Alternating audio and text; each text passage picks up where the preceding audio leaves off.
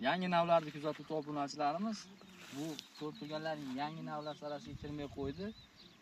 Big Ben degan shoftoli, lekin juda serhosil, rang jihatdan ham qora qizil bo'ladi. Bu bog'imiz kapelnikda sug'orilyapti, 5 ga 3 sxemada ekilgan. Yaqinroqda olib kelib ko'rsatsangiz, abrechkalari ham mana shu 4 litrli qilib qilingan bo'ladi. Mana hosillar. Juda serhosil. Hozir bog'dan uzun terim jarayonlari ketyapti. 1 kilogrammi 20 ming so'mdan uzilyapti. Mana bu tomonlarni olib kelib ko'rsatsangiz, mana to'liq top-to'liq hosillari.